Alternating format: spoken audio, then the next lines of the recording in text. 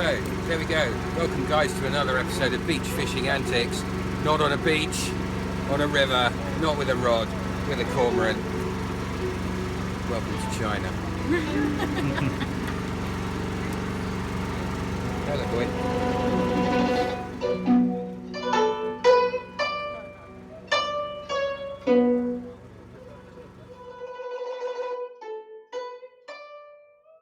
Back in June and July of this year, I was fortunate enough to be cast in a production of Hamlet, which performed in London and at the Lichfield Festival, and also went to Guangzhou in China. And whilst there, it seemed crazy. We'd been paid to go to China, so let's stay on for another couple of weeks after the show's finished and see a bit of the country. And one of the things I had the opportunity of seeing was cormorant fishing. This is something I'd long wanted to see for myself, I think since I first saw it on television, probably in a documentary or something when I was a kid. We'd gone from Guangzhou, what used to be Canton, to a place called Yangshuo, which is stunningly beautiful, as you would have seen from the photos at the beginning of the film. It's very much like Halong Bay, which has these huge kind of limestone peaks that rise up out of the sea, but at Yangshuo it's on dry land. But it does have the river Lijiang running through it.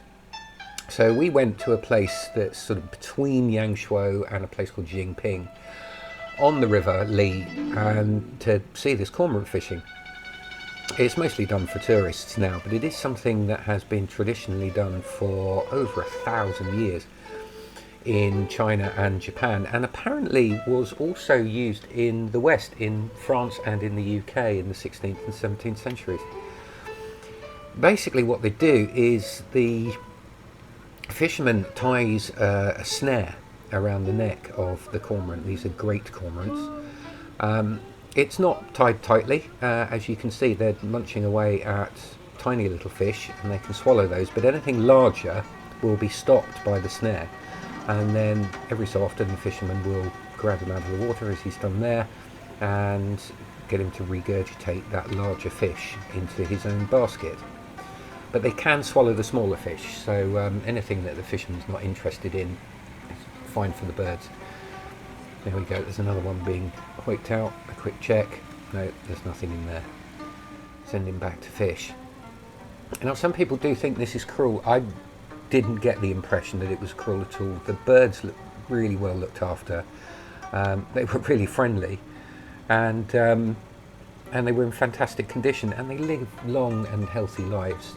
At the end of the day, this is the fisherman's livelihood, so he's going to look after his birds.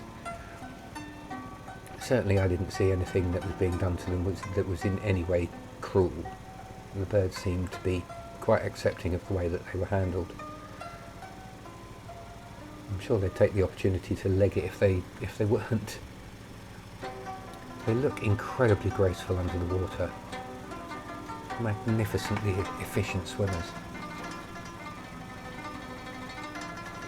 The music you can hear going on in the background was actually a friend that we made, that the company made, while we were doing the show in Guangzhou, which was a young lass called Yo, who's an incredibly accomplished musician. And she actually accompanied us on our travels, and in fact she is with myself and one of my actor friends, Anatole, watching the cormorant fishing as I'm filming it. I'm actually filming it on my phone.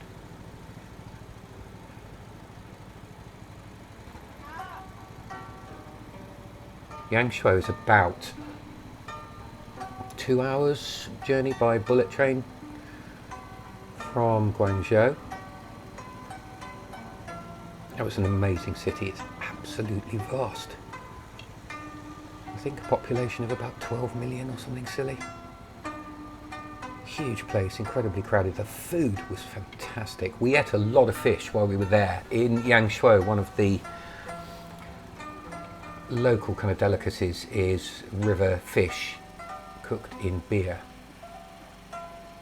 and it was very, very tasty, I have to say. So here we are, we've just pulled up onto the shore.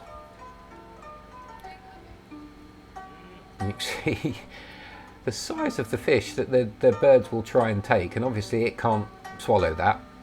So that's one for the fishermen. And this is basically what was caught on that short trip.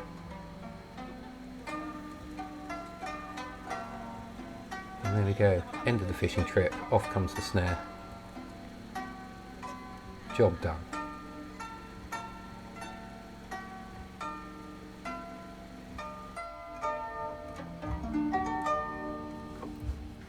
Done. This makes me so nervous.